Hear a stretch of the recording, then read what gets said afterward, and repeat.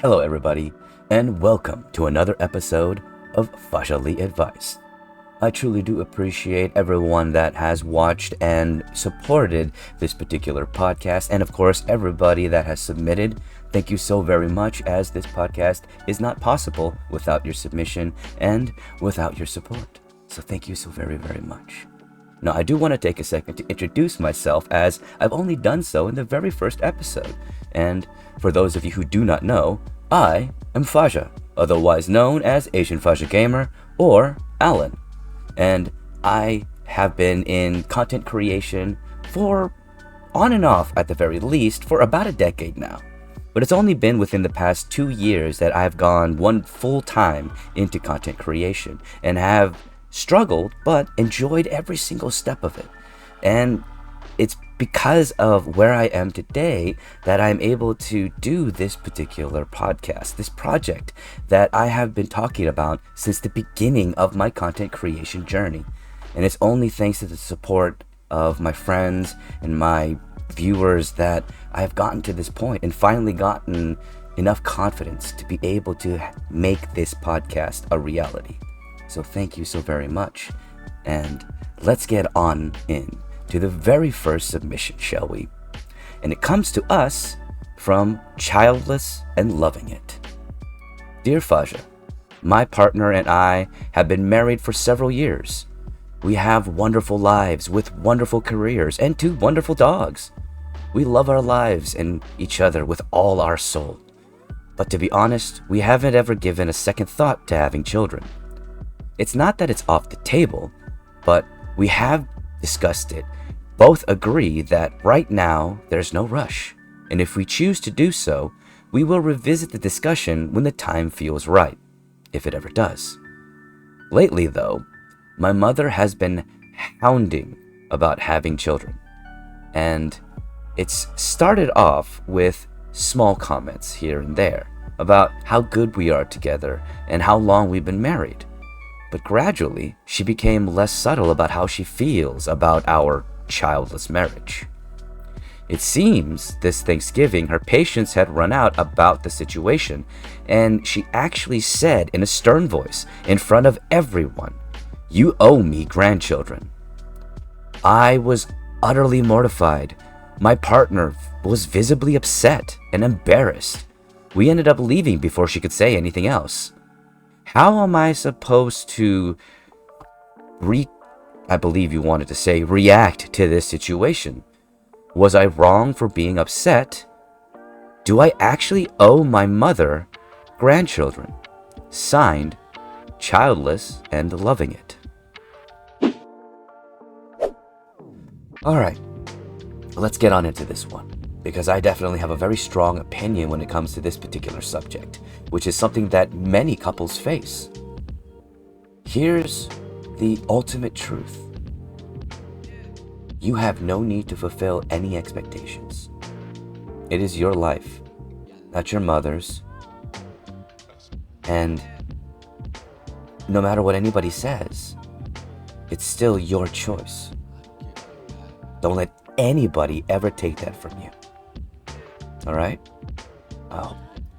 And when it comes to the subject at hand, children, you and your partner, who are the only 2 people that matter in this particular situation, in this relationship, because it's just about you and your partner.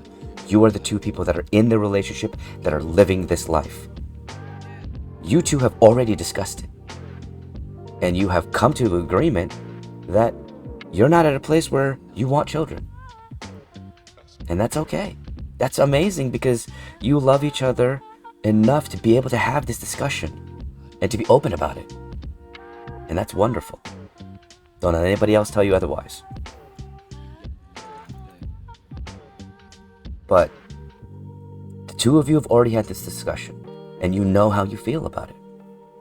That's where it ends.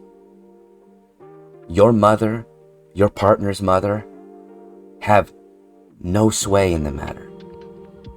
Just because you are their children does not mean they have the right to dictate how you live your life and where your relationships go.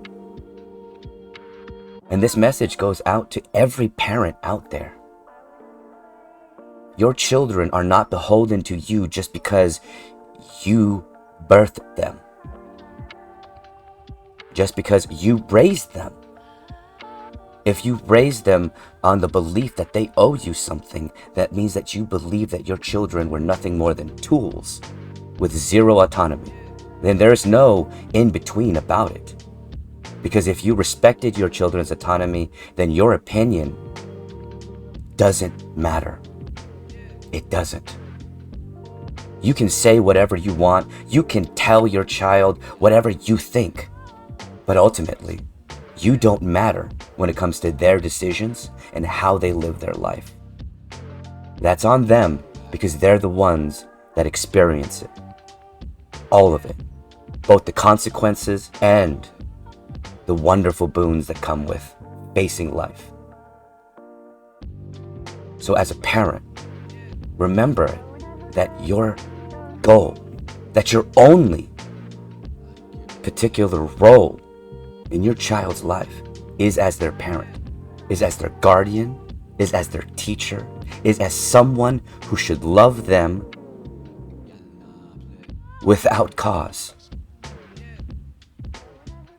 But you are not somebody who owns their life. And to the mother who said this to childless and loving it, how dare you? How dare you believe that anybody owes you anything? Unless, of course, you gave somebody cash and have a signed contract. Nobody owes you anything when it comes to how they live their life. That is a disgusting way to think. Like I said, any parent who believes that their child must live their life in the way that they see fit is nothing more than a selfish egotist who believes that their child is nothing more than a tool with zero autonomy.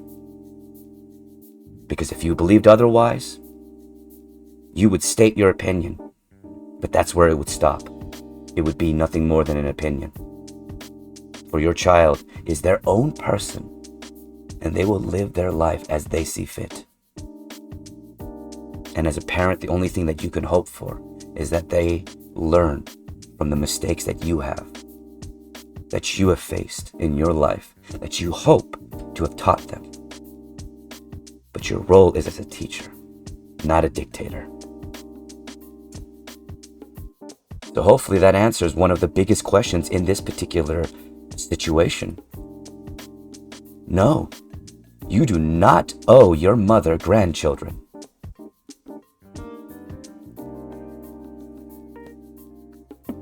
There is not a single instance where anybody owes anyone children.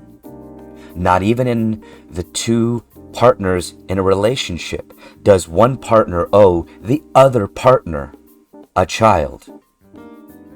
Because bringing a child into this world is a choice. It is a big, momentous choice with an understanding. At the very least, there should be an understanding that you are bringing an autonomous, thinking, breathing, feeling, living being into this world that will make their own choices and their own mistakes. And at best, the only thing you can do is hope and advise and love. But there is no owe anyone this or that. It's not tit for tat. A relationship is not quid pro quo. Especially not a child. It's not some token. To anyone who believes otherwise, a shame on you. Shame to believe that. And I'm sorry that there may be people who don't agree with me here, for this is a heady subject with many opinions abound. But I do not believe that we have to live our life in convention, nor does anybody have to be anything other than alive. in any way they see fit. But that doesn't mean that we're free of consequence. That means we face those consequences for how we live. All of them. For every action has a reaction. And everything we do has weight. No matter how small it might seem.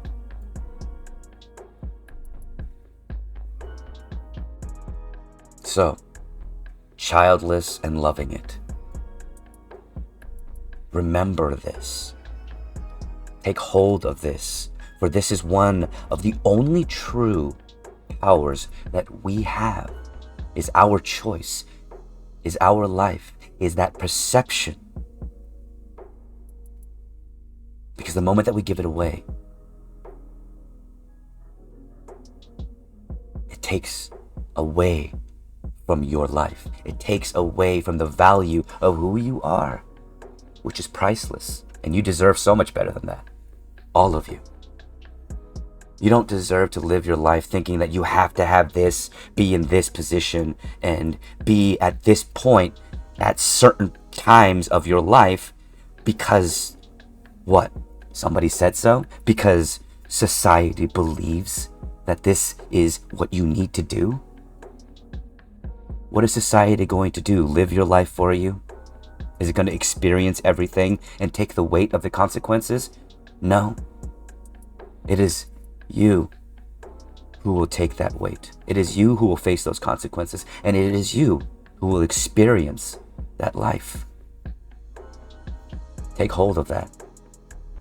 Never give that away to anyone. All right?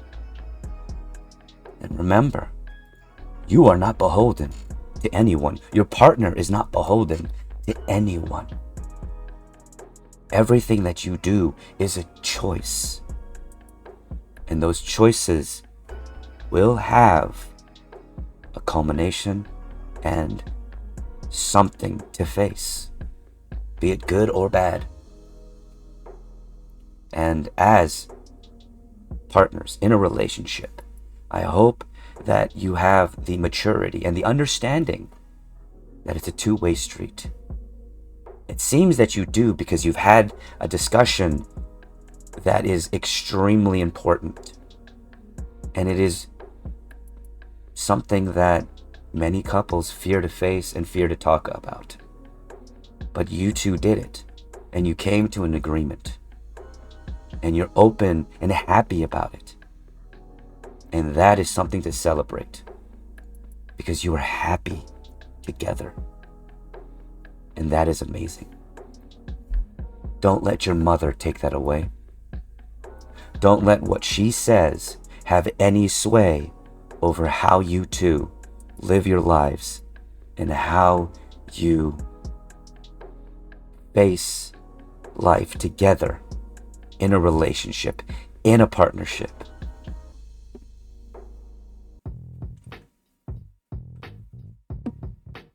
And I hope that this helps you.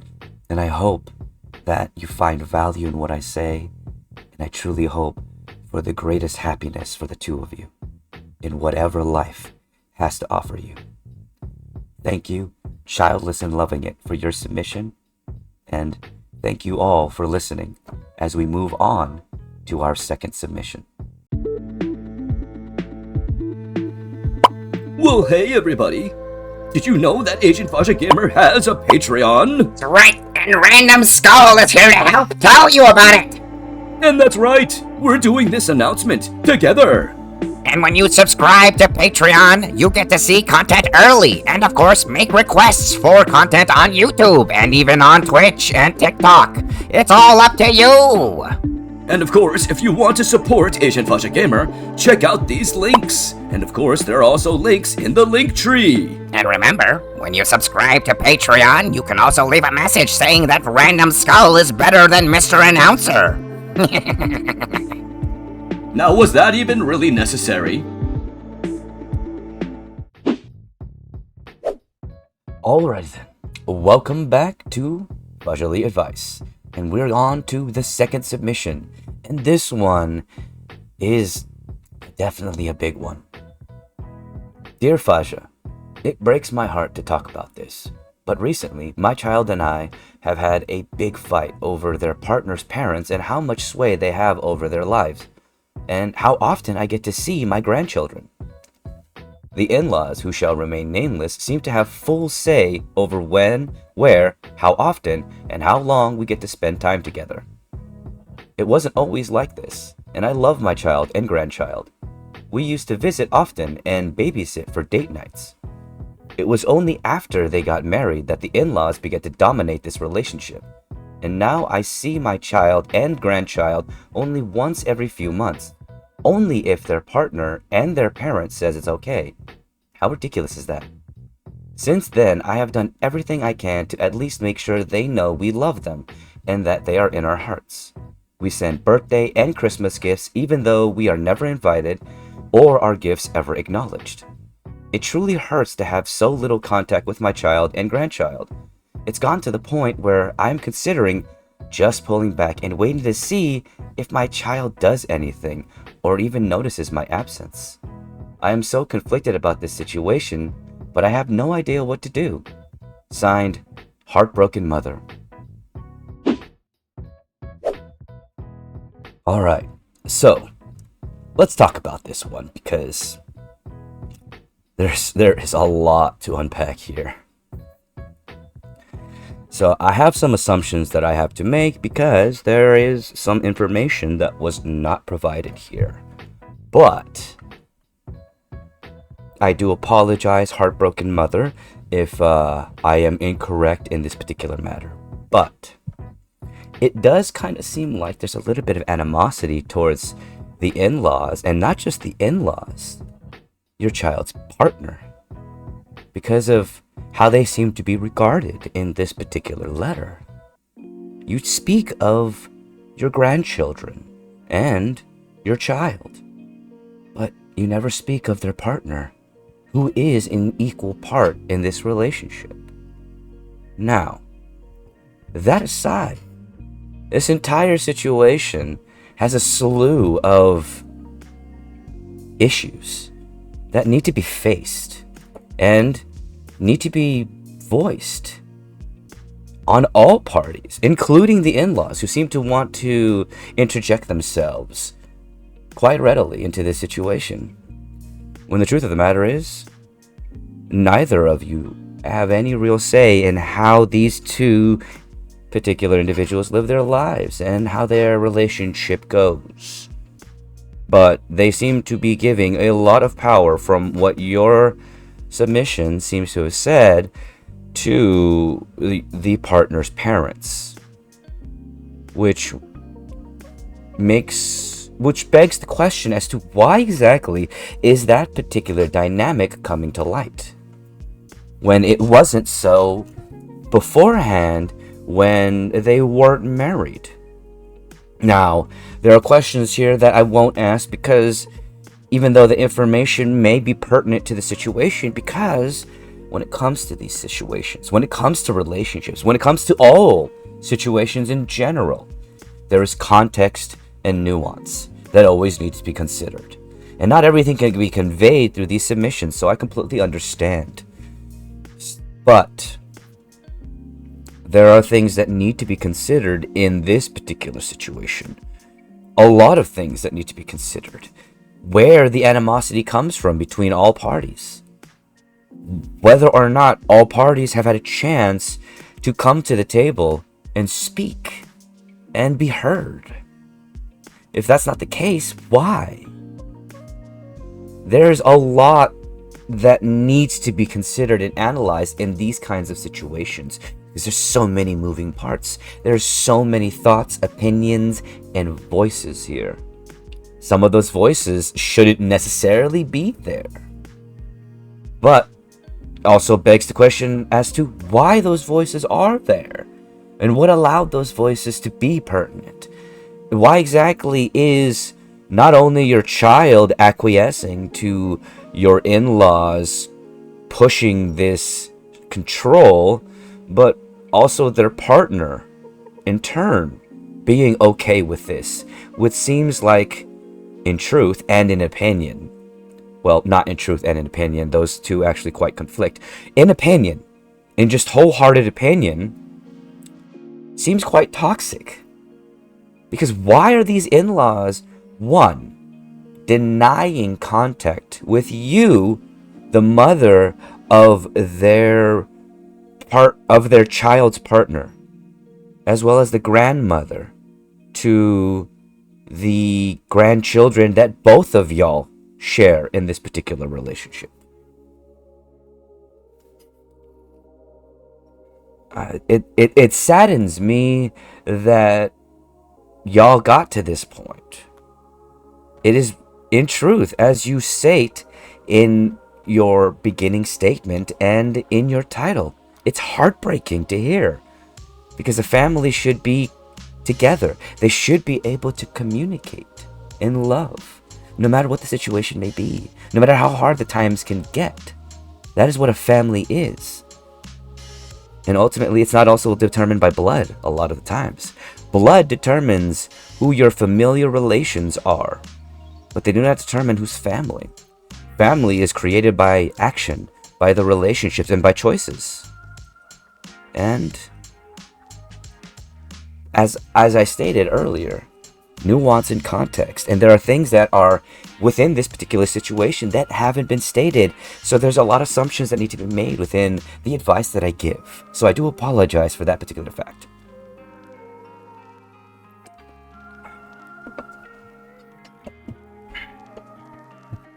Now, it is absolutely ridiculous that they are essentially dictating how, when, and how long you are able to see your grandchild and your own child.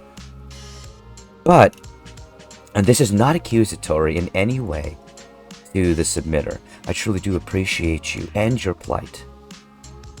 But I just want to have a consideration and perspective of exactly the entirety of the situation. Which, once again, this is based off of a lot of assumptions because there are certain things that have been either omitted or could not be shared. But why is it that you do not consider your child's partner? Is this an animosity that, once again, in assumption, from what I read here, it just seems like in how you regard your child in such an affection, but in this entirety of this submission, there is little to zero mention of your child's partner, who is an equal part in their relationship. The only time you mention them, the only time you mention your child's partner is in the fact that the in-laws, whom are at this point a point of contention, it is related in that situation. But that's it. It seems like you completely disregard them. Now, whether or not this is an animosity that has come to heart because of this entire situation, and I hate to say it, it's quite apparent in this particular submission. So it might be quite apparent to your child and to their partner. Now, if this wasn't always the case, and it's something that has come to light recently due to the situation that has occurred, which is more than understandable. Oops. I do apologize that I bump my microphone every so often. It is in an odd position, but it is where I can get the best sound quality. Now, either way, I digress. When it comes to this particular situation, I reiterate context and nuance. Every situation needs to be considered in its own unique right. So, if this animosity, which once again is an assumption, which seems to be coming from this letter, towards your child's partner, which you regard in such affection and sentiment, as well as your grandchild, might be something to address. But either way, if this particular instance of that particular animosity has not always been the case, and it's most recent, What has changed in the dichotomy of the relationship between the child and the partner? Have you noticed anything before they got married, or before anything, before this started occurring? Or did it immediately start occurring after their marriage? Like the moment they came back from their honeymoon, if they even had one, or something like that. I do apologize, there's something in my eye,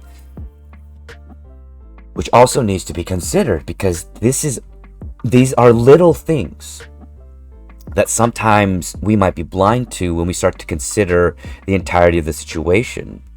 The little things are overlooked more often than not.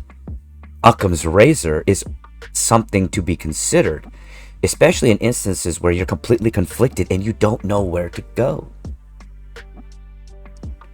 And it is a very sensitive situation, of course, because there's relationships, there's opinions, there's a lot of things going on, like I said originally, when it comes to your child, your child's partner, as well as their parents, whom, from what it seems like, not only have a lot of say and sway, but seem to be quite important to your child's partner, which may play into why they have so much influence over everything that's been going on. But as to note, have you attempted, or will you attempt, or continue to attempt, to open a line of communication with the in-laws themselves, who seem to be the point of true contention here, or may be the point of true contention? Once again, a lot of assumptions made, because they may be the direct connection, or the direct people that you need to speak to and open that line of communication and see where the problem lies. And as much as it sucks, because there's no reward for being the bigger person, and it's very subjective, much like morality,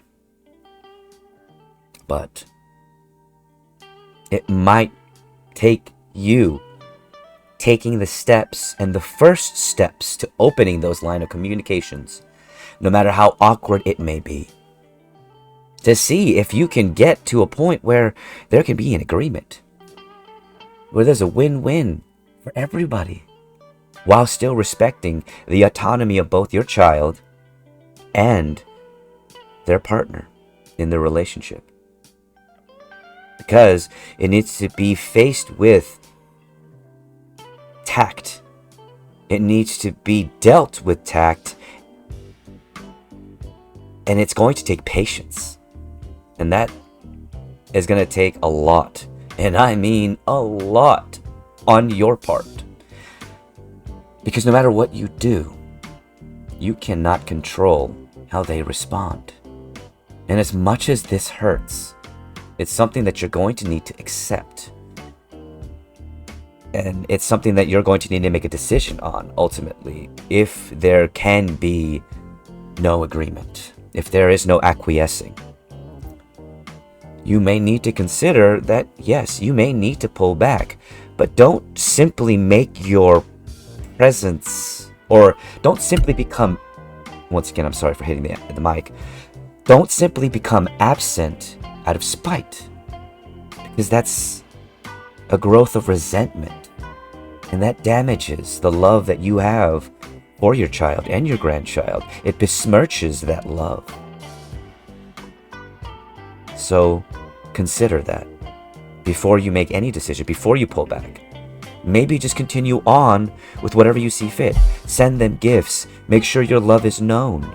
But don't do it expecting something in return. And I know that sucks to hear. That's the reality of it.